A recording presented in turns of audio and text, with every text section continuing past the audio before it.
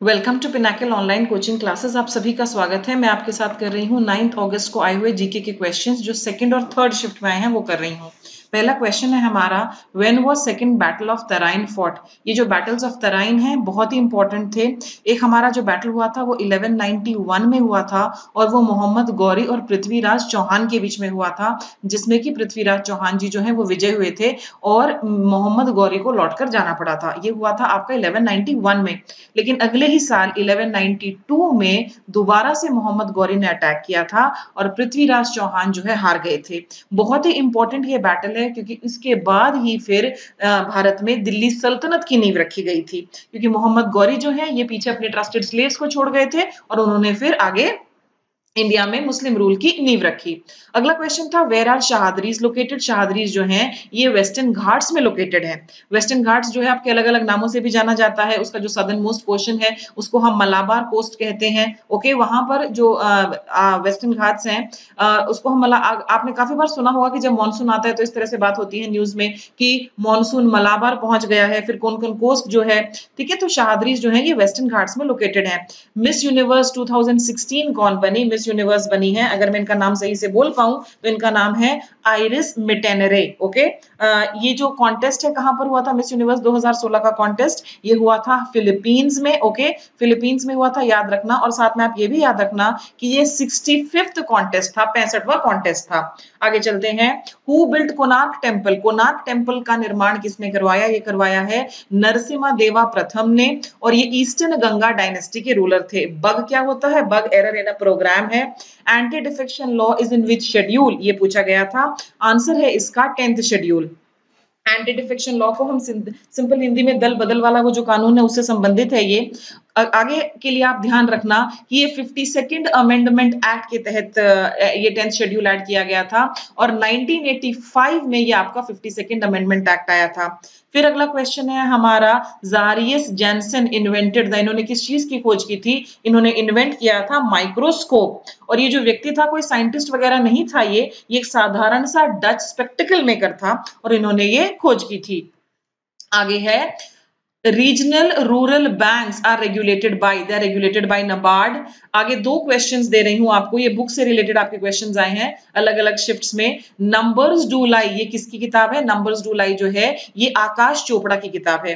Cricket से संबंधित ये किताब है numbers do lie.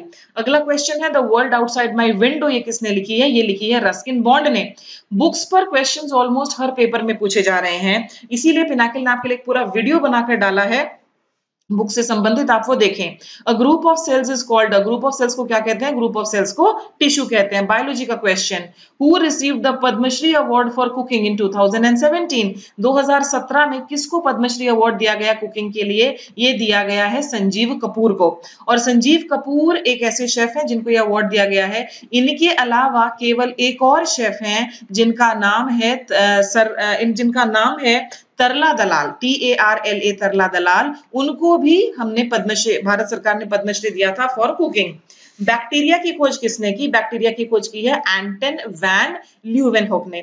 Her paper में ऑलमोस्ट या तो कोई चीज देकर आपसे पूछा जा रहा है कि इसकी खोज किसने की, या फिर किसी साइंटिस्ट का नाम देकर पूछा जा रहा है कि इसने क्या किस चीज का आविष्कार किया। तो इस टाइप के क्वेश्चंस भी आ रहे हैं। झूलता मीनार कहाँ है? झूलता मीनार जो है ये गुजरात अहमदाबाद में लोकेटेड है। अब ये जो मीनार है इसकी मीनारें इस प्रकार की हैं कि आपको लगता है कि जैसे वो सीधी नहीं है, इसलिए इसको झूलता मीनार कहा गया है। Oxygen is ozone is dash of oxygen. Ozone जो है वो आपकी O3 है, तो वो ट्राई ऑक्सीजन है। Ozone is try oxygen, ozone is try oxygen of oxygen. जो हमारा ओजोन लेयर है, हम ये तो कहते हैं कि वहां पर जो O3 है वो आपका ब्रेक डाउन हो जाता है। ठीक है, वो जो ओजोन होल हो रहा है उसमें यही सब तो प्रॉब्लम्स हैं, तो try oxygen. Forest research institute कहाँ है? फॉरेस्ट रिसर्च इंस्टीट्यूट जो है ये देहरादून में है। ये प्रीमियर इंस्टीट्यूट है भारत में for research in forestry.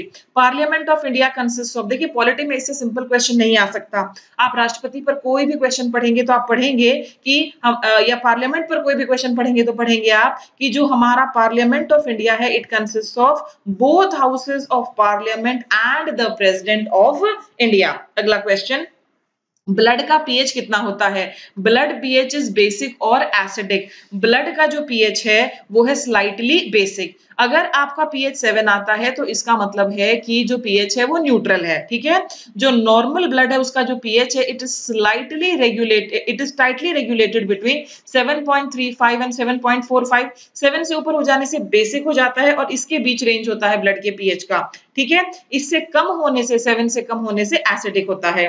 India touches maximum borderline area with which country? किस देश के साथ हमारी सबसे लंबी बाउंड्री लाइन है? ओके, ऑन लैंड वो है हमारी बांग्लादेश के साथ। बांग्लादेश के साथ सबसे लंबी, एग्जैक्ट फिगर तो आपको मैं नहीं बता सकती, पर अप्रोक्सीमेटली हमारा करीबन 4000 किलोमीटर की लंबी बाउंड्री लाइन है। हमारे काफी सारे ईस्टर्न स्टेट्स और स्टेट ऑफ वेस्ट बंगाल को टच करता है बांग्लादेश, और सबसे लंबी बाउंड्री लाइन शेयर करता है बांग्लादेश वेस्ट बंगाल के साथ। आगे है दीनदयाल रसोई योजना starts at first in which state? जो दीनदयाल रसोई योजना है ये पहले किस राज्य में शुरू की गई? अब ये जो योजना है इसमें 5 रुपए की थाली दी जाती है उन लोगों को जो बहुत गरीब हैं। ये स्टार्ट हुई मध्य प्रदेश में। ऐसा unit of frequency is, frequency का मतलब क्या होता है? फ्रीक्वेंसी का मतलब होता है कोई चीज कितनी बार हुई। इसका ऐसा यूनिट क्या है? इसका ऐसा यूनिट है हर्ट्ज। 1 हर्ट्ज का मतलब होता है an event is repeated once every second. हर सेकंड में अगर कोई इवेंट एक बार रिपीट होता है तो फिर उसका वो कितने है, उसकी फ्रीक्वेंसी क्या है? उसकी फ्रीक्वेंसी है 1 हर्ट्ज। इसके बाद है who is the executive head of our country? Who is the executive head of our country? Executive head of our country is our president, ठीक है। प्रेसिडेंट के नाम पर सारी हमारी ट्रीटीज और वो सब होती हैं। He is the executive head. In an economy where there is only one seller, उसको क्या कहते हैं? कोई ऐसी अर्थव्यवस्था जहां पर केवल बेचने वाला एक, उसको क्या कहते हैं? उसको कहते हैं हम मोनोपोली। उसके बाद जो क्वेश्चन आया वो इस प्रकार से आया, डिसगाइज्ड अनएम्प्लॉयमेंट। इस तरह से स्टूडेंट ने भेजा हुआ था। तो देखिए हो सकता है कि पूछा गया हो डिसगाइज्ड अनएम्प्लॉयमेंट क्या है, मैं आपको यही बता देती हूँ। डिसगाइज्ड अनएम्प्लॉयमेंट ये होता है कि आपको लगता तो है कि आप काम कर रहे हैं, लेकिन एक्चुअली आपके काम की कोई उसमें इतनी वैल्यू नहीं है। जैसे मान लीजिए एक परिवार है, 8-10 लोग हैं, सबके सब खेती कर रहे हैं। उनमें से अगर हम 2-3 लोगों को हटा दें फिर भी वो खेत वैसे ही, काम वैसे ही चलता रहेगा। डिपार्टमेंटल स्टोर है, पूरी की पूरी फैमिली जो है उस डिपार्टमेंटल स्टोर में ही लगी हुई है, पिता दोनों बेटे वहीं लगे हुए हैं। एक बेटे की मान लीजिए एसएससी में जॉब लग जाती है, वो छोड़ के चला गया, केवल पिता और दूसरा बेटा ही संभाल सकते हैं। तो ये होता है आपका डिसगाइज्ड अनएम्प्लॉयमेंट। ये हमारा अगला क्वेश्चन है और ये हमारा लास्ट क्वेश्चन भी था। देखिए बहुत बार स्टूडेंट्स केवल क्वेश्चंस भेजते हैं, हमारे पास ऑप्शंस नहीं होते हैं, ठीक है। तो फिर हम प्रिज्यूम करते हैं कि एसएससी ने इस प्रकार से क्वेश्चन पूछा होगा। So if you are sending us questions, send them properly. I wish you all the best. ये वीडियो देखने के लिए बहुत बहुत धन्यवाद। और आप बुक्स एंड ऑथर्स जरूर कीजिए, साथ ही साथ आपके काफी सारे क्वेश्चंस जो हैं करंट इवेंट्स से काफी आ रहे हैं, तो आप उनको भी रिवाइज कीजिए। I wish you all the best. Thank you for watching. Bye bye.